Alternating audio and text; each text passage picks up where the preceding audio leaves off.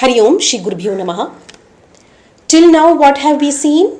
Till now, we have published 2 videos. Now, in the third video, we are going to see something very, very interesting. In the last 2 videos, we saw that Jayan Vijayan story.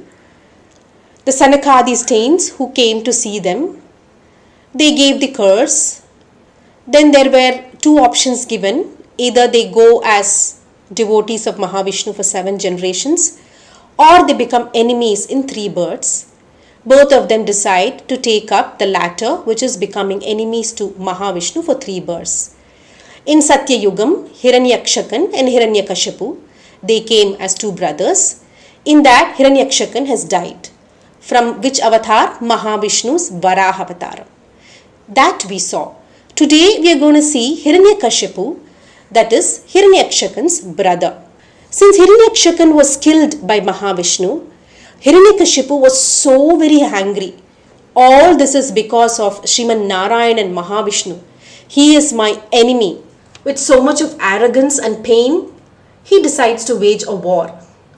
Whenever people say Narayanan, he starts troubling them. Mahavishnu should reply for my brother's death. Wherever there are good things happening, Narayanan will be there, right? Therefore, he comes to know that these things are happening.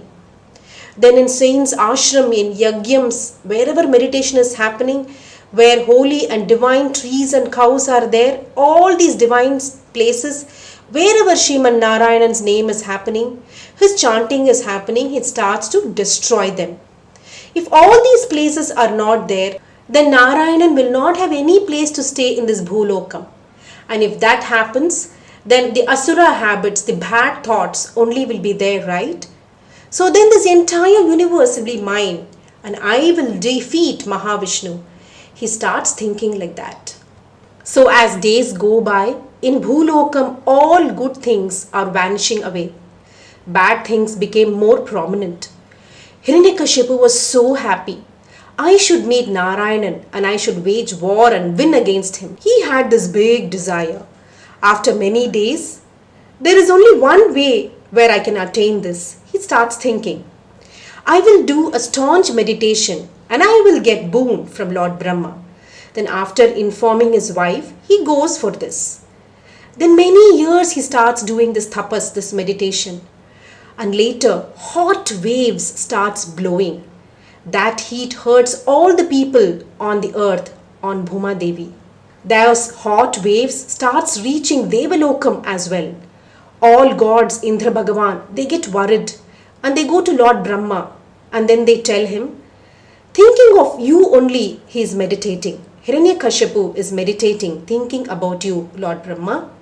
And therefore we are unable to bear this heat. I think the time has come for you to give the boon that you have to give.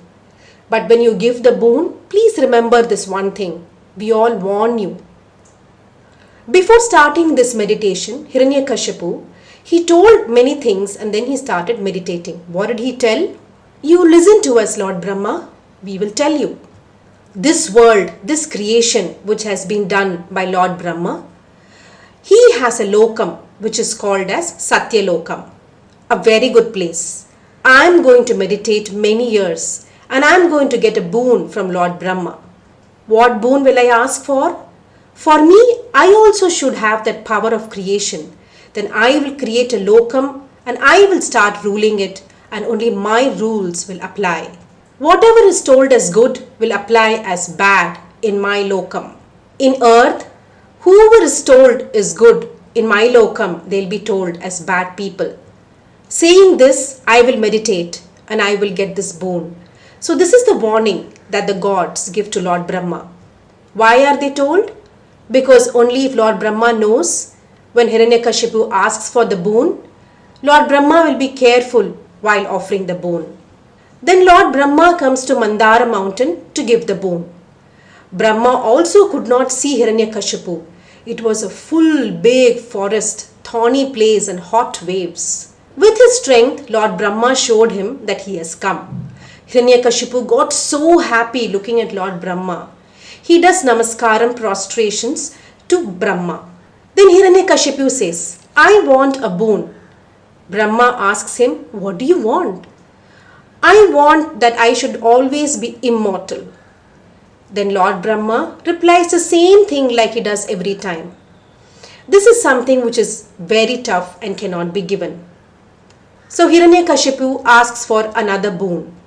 Hiranyakashipu says, what time I should not die, in whose hands I should not die, how I should not die, all that he states. How I should not die? Morning or night? No. Inside the house nor outside the house? No, I should not die. Nor by a human nor by an animal I should be killed. No weapon should hurt me. None of your creations should be able to kill me. These boons Hiranyakashipu asks Lord Brahma, and Lord Brahma says Tathastu and offers it. To the Mandara Malai he returns and starts hurting people. In Bhulokam, no yagyam takes place, no puja takes place, none of the good things are happening. No Narayana Namam is also taking place. Lord Indra, Kuberan and many other gods become his slave. Any activity that is being done should be done giving importance only to me. These type of rules Hiranyakashipu starts putting in. He had so much of power and strength, but still the fire inside him did not go. His brother was killed, right? That pain, that anger did not go. I should meet Narayanan one day and I will wage war against him. So what happens next? That we will see in our next video. Periva Sharanam.